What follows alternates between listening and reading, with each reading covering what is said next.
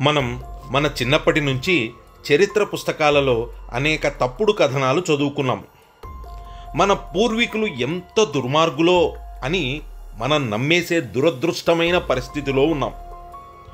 ఉదాహరణకు సతీ సహగమనం గురించి ఈరోజుకి మనకు ఏం చెప్తున్నారు అంటే, భారతదేశంలో సతీ అనే దురాచారం ఉండేది, కానీ బ్రిటిష్ వారి దయ వల్ల ఆ దురాచారం రూపుమాపబడింది అని.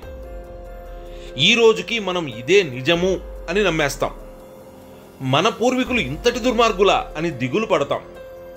వీధి వీధిలో భర్త చనిపోయిన తర్వాత భార్యను అదే చితిలోకి తోసి ఆమె ఆర్తనాదాలు పెడుతుంటే ఎంతో భక్తితో చూసేవాళ్ళు అని ఈరోజు కూడా గాఢంగా విశ్వసించే వాళ్ళు మనలో అనేకులు ఉన్నారు. మరి నిజం ఏమిటో తెలుసుకునే ప్రయత్నం చేద్దామా? మన వాంగ్మయంలో సతీ అనే బిరుదు ఉన్న కొన్ని పేర్లు చూద్దాం. సతీ సావిత్రి, సతీ అనసూయ, సతీ అరుంధతి. ఇలా మీకు తెలిసి వీరెవరైనా భర్తతో పాటు చితి అంటించుకుని సహగమనం చేశారా?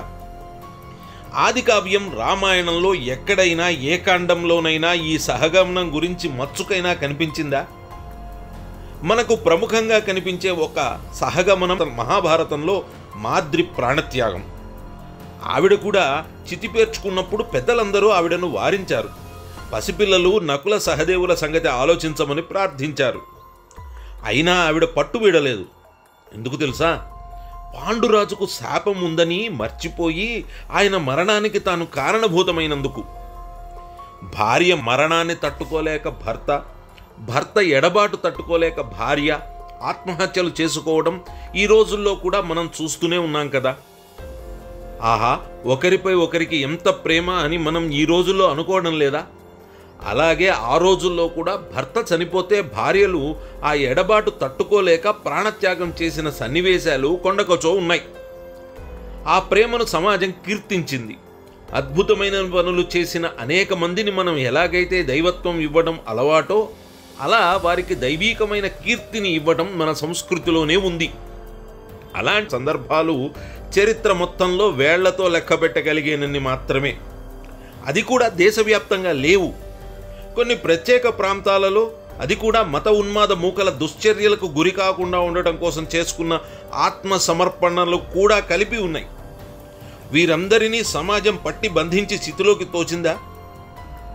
తమ ధర్మగ్లాని జరుగుతుందని, ఈ ఉన్మాదుల చేతిలో తమ శీలం కుక్కలు చింపిన విస్తరిలా మారిపోతుందని అలా ఆత్మార్పణం చేసుకోవడం జరిగింది. ఆ కాలంలో కూడా అనేక మంది స్త్రీమూర్తులు కత్తి పట్టుకుని యుద్ధానికి సిద్ధమైన సందర్భాలు కొక్కొల్లలు. రాణి రుద్రమదేవి, రాణి దుర్గావతి, రాణి అహల్యాబాయి, రాణి వేలు నచియార్, ఇట్లా అనేక మంది వీరవనితలు. సమాజం వీరిని నెత్తిన పెట్టుకుని పూజించింది. ఇంత స్పష్టంగా చరిత్ర ఉన్నా మనకు ఈ సహగమనం గురించి అవాకులు చవాకులు ఇప్పటికీ ఎందుకు వస్తున్నాయి? ఏ వర్గాలు ఇప్పటికీ ఈ అబద్ధాన్ని మన నెత్తిన రుద్దుతున్నాయి? దీనికి సమాధానం కోసం మనం 1795కు వెళ్ళాలి. వేదంలో ఉన్న సంస్కృత పదం అగ్రేని అగ్నే అని తర్జుమా చేసిన హెచ్టి కోల్బ్రూక్ అనే మహాశయుడు కళ్ళను నేతితో తుడుచుకోవాలి అన్న అర్థాన్ని కళ్ళను అగ్నితో తుడుచుకోవాలి అన్న అర్థంతో చెప్పి ఈ దౌర్భాగ్యానికి పాల్పడ్డాడు. దాంతోపాటు మత మార్పిడి కోసం బయలుదేరిన మిషనరీ శక్తులు ఈ తప్పుడు వ్యాఖ్యానాన్ని అలుసుగా తీసుకుని ఈ సనాతన ధర్మంపై బురద జల్లడానికి ఇదొక సాకుగా తీసుకున్నాయి. మొత్తం బ్రిటిష్ పార్లమెంట్లో పెద్ద రాద్ధాంతం చేశాయి.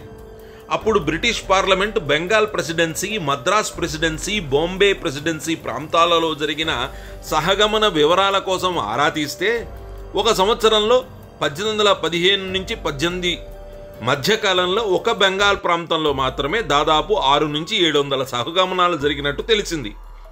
మద్రాస్, బొంబాయి ప్రెసిడెన్సీల్లో గవర్నర్లు తాము ఈ సతి గురించి వినలేదని చెప్పారట. అంటే వేళ్లలో లెక్కబెట్టేనన్ని కూడా అక్కడ జరగలేదు. ఇక భారతదేశంలో మిగతా ప్రాంతాల్లో ఏ విధమైన సంఘటనలు లేవు. జరిగిన సంఘటనలు కూడా ఇకపై జరగకూడదని బెంగాల్ ప్రెసిడెన్సీలో మాత్రం మొదటగా సతి నిరోధక చట్టం పేరుతో ఒక చట్టాన్ని చేశారు. ఈ మొత్తం వివరంలో వీధి వీధిలో సతి సహగమనం జరిగిపోతుంటే వారు అతి కష్టం మీద ఆపగలిగినట్టు ఏమన్నా మీకు అర్థమైందా? ఎక్కడో ఓ మూల బెంగాల్లో కొన్ని సహగమనాలు జరిగినాయి. అవి కూడా బలవంతంగా జరిగినాయో లేక ఆత్మసమర్పణగా జరిగినాయో తెలియదు. అయినా సరే వాళ్ళు మాత్రం స్త్రీమూర్తులు ఆర్తనాదాలు పెడుతుంటే సమాజం అంతా వేడుక చూసినట్టుగానే చిత్రించారు. ఈ రోజుకి అదే బెంగాల్ ప్రాంతాల్లో ముస్లిం మూకలు చేస్తున్న దాడుల గురించి వింటూనే ఉన్నాం.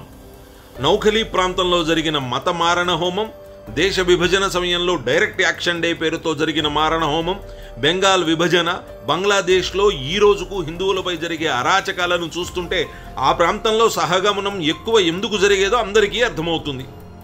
ఏ తర్వాత మనకి ఏం అర్థమవుతుంది అంటే గోబెల్స్ ప్రచారం చేయడంలో ఈ మిషనరీలది అందవేసిన చెయ్యి అని. అంతగా సమాజం పాటించని, మద్దతు ఇవ్వని ఓ ఆచారాన్ని అదేదో అందరూ పాటించేశారని కలరిచ్చి ఆ ఆచారాన్ని తాము ఎంతో శ్రమించి ఆపేశామని ఇంకో కలర్ పూసి స్వాతంత్రం వచ్చిన 75 సంవత్సరాల తర్వాత కూడా మనల్ని నమ్మించగలుగుతున్నారు. ఇక కమ్యూనిస్టుల సంగతి అయితే చెప్పనే వద్దు.